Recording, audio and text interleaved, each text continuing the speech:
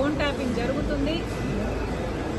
ఎంతమంది మీద జరుగుతుందో నాకు తెలియకపోయినా నా ఫోన్ ట్యాప్ అవుతుంది, నా భర్త ఫోన్ ట్యాప్ అవుతుంది, నా దగ్గర వాళ్ళ ఫోన్లు ట్యాప్ అవుతున్నాయి అన్న విషయం నాకు చాలా చాలా స్పష్టంగా అర్థమైంది.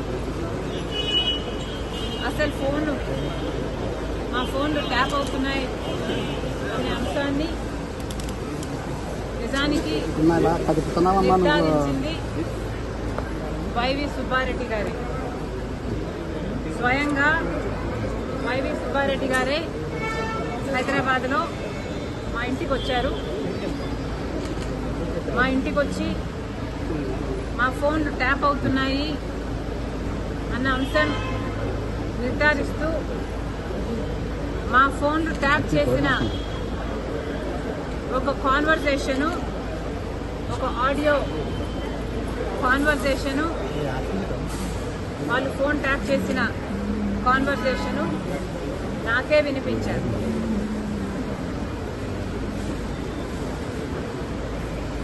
మరి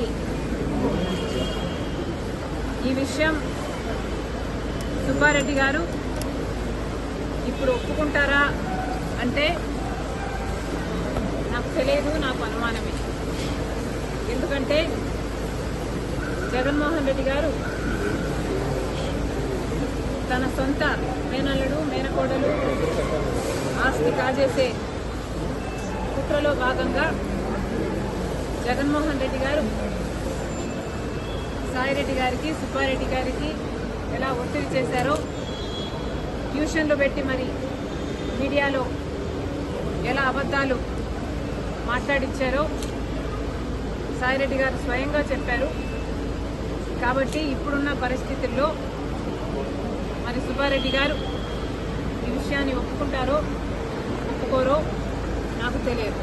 కానీ ఇది నిజమని నేను ఏ ఇన్వెస్టిగేషన్ ముందరైనా చెప్పగలను, బైబిల్ మీద ప్రమాణం చేయగలను, నా బిడ్డల మీద ప్రమాణం చేసి ఇది నిజమని ఎక్కడైనా చెప్పగలను.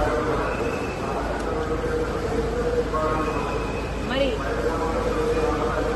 ఇలా నా ఇంట్లోనే నా ముందరే ఫోన్ ట్యాపింగ్ చేసిన ఆడియోలు నాకే వినిపిస్తే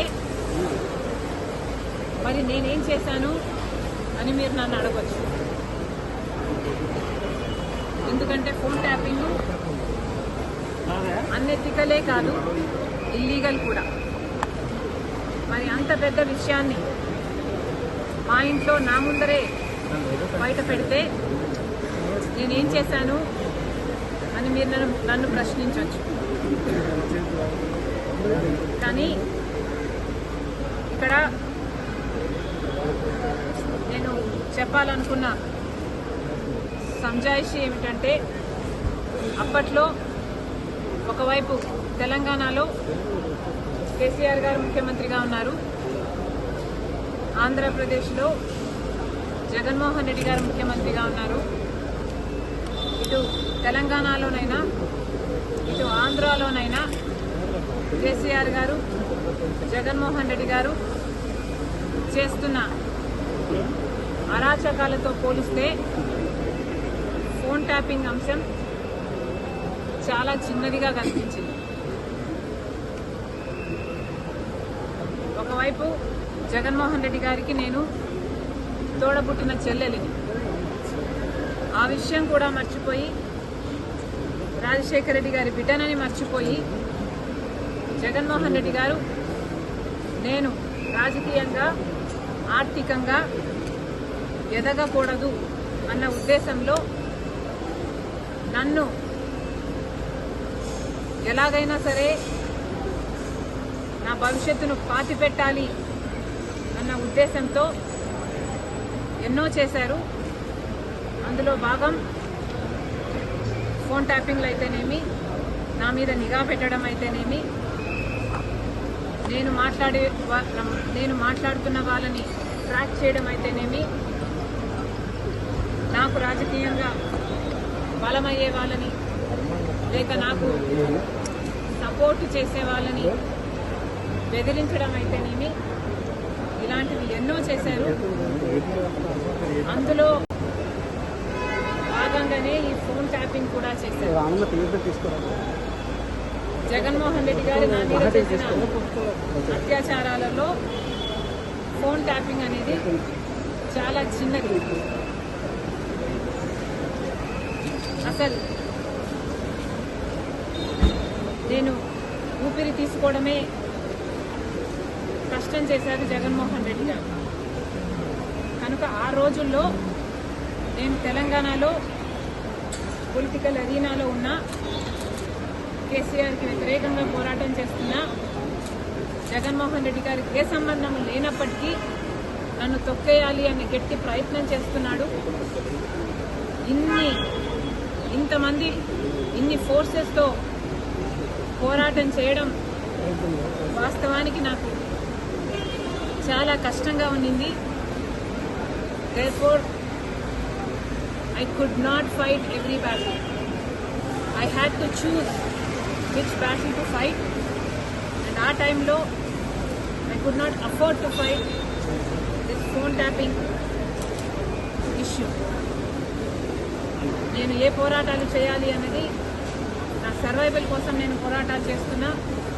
కాబట్టి ఆ పర్టికులర్ టైంలో ఫోన్ ట్యాపింగ్ ఇష్యూ మీద నేను పోరాటం చేయలేకపోయినా, in spite of knowing that is illegal, unethical and against my constitutional rights. కానీ ఇప్పుడు నేను చెప్తున్నాను, ఫోన్ ట్యాపింగ్ జరిగిన మాట వాస్తవం, ముమ్మాటికి నిజం. ఈ కాన్వర్సేషను సుబ్బారెడ్డి గారు వైసీపీ నాకు సొంతంగా వినిపించింది. ఇది నిజం. కాబట్టి ఇప్పటికైనా నేను అప్పుడు చేయలేని పోరాటం ఇప్పుడు ప్రభుత్వాలు మారాయి.